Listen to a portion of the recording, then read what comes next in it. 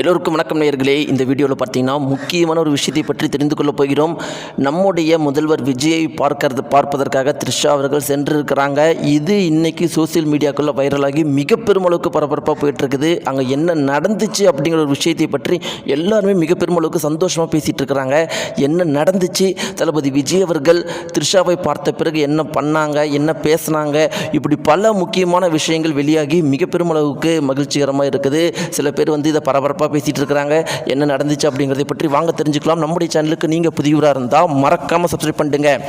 நேயர்களே, ரொம்பவே முக்கியமான விஷயம் என்ன அப்படின்னு பார்த்தீங்கன்னா, தளபதி விஜய் அவர்கள் முதலமைச்சர் ஆகிவிட்டார். இந்த ஒரு நேரத்துக்காக, இந்த ஒரு காலத்துக்காக தான் எல்லாருமே வெயிட் பண்ணிட்டு இருந்தாங்க. எப்படா தளபதி விஜய் அவர்கள் முதலமைச்சர் ஆவார், எப்படா ஒரு மாற்றத்தை தமிழகம் எதிர்பார்க்கும் அப்படிங்கிற ஒரு விஷயத்தை எல்லாருமே எதிர்பார்த்துட்டு இருந்தாங்க. அந்த நாள் வந்துருச்சு.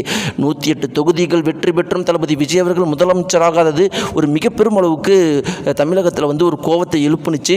இப்படியே நீடிச்சு அதிமுகவும் திமுகவும் கூட்டணி அமைத்து ஒருவேளை ஆட்சி அமைத்திருந்தாங்கன்னா தமிழகம் ஒரு மிகப்பெரிய போராட்டத்தை பார்த்துருக்குங்கிறதுல எந்த ஒரு மாற்று கருத்துமே கிடையாது. இப்படி இருக்க நேயர்களே, தளபதி விஜய் அவர்கள் முதலமைச்சர் ஆனதுலேருந்து பார்த்தீங்கன்னா பல முக்கியமான திட்டங்களை போட்டிருக்கிறாரு.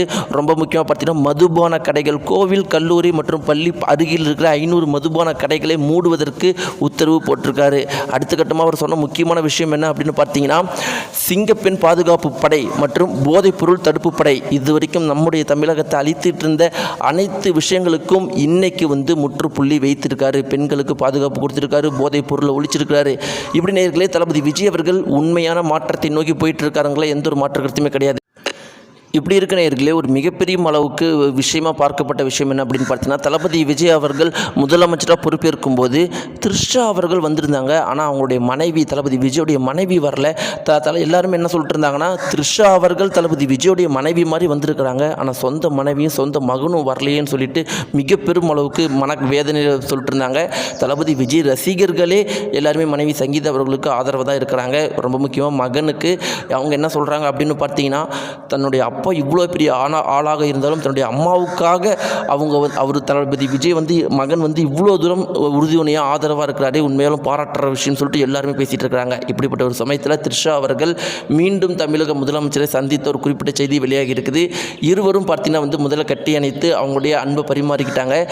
தளபதி விஜய் அவர்கள்கிட்ட த்ரிஷா அவர்கள் சொன்ன விஷயம், இத்தனை வருட காலம் நீங்கள் தமிழக முதலமைச்சர் ஆகணுங்கிறதுக்காக எவ்வளவு பாடுபட்டீங்க அப்படிங்கிறது பர்சனலாக எனக்கு தெரியும். ரொம்ப முக்கியமாக நீங்கள் எவ்வளவு கனவு கண்டீங்க தமிழகத்தில் மாற்றத்தை ஏற்படுத்தணும் அப்படிங்கிறதும் எனக்கு தெரியும். இனி தமிழகம் நல்ல நிலைமைக்கு போகும் அப்படிங்கிறதுல எனக்கு முழு நம்பிக்கை இருக்குது. பொறுத்திருந்து பார்க்குறேன். இன்னும் நீங்கள் என்னென்னலாம் எங்களுக்கு சர்ப்ரைஸ் வச்சுருக்கீங்க அப்படின்னு த்ரிஷா அவர்கள் சொன்ன விஷயம் மிக பெரும் அளவுக்கு இப்போ பரபரப்பாக பேசப்பட்டிருக்கு. நேர்களை இந்த குறிப்பிட்ட தகவலை பற்றி என்ன நினைக்கிறீங்க? த்ரிஷாவை பற்றியும் அதே மாதிரி சங்கீதா அவர்களை பற்றியும் அவங்களுடைய மகன் வராமல் இருந்தது பற்றின உங்களுடைய கருத்துக்களை மறக்காமல் தெரிவிங்க. நன்றி.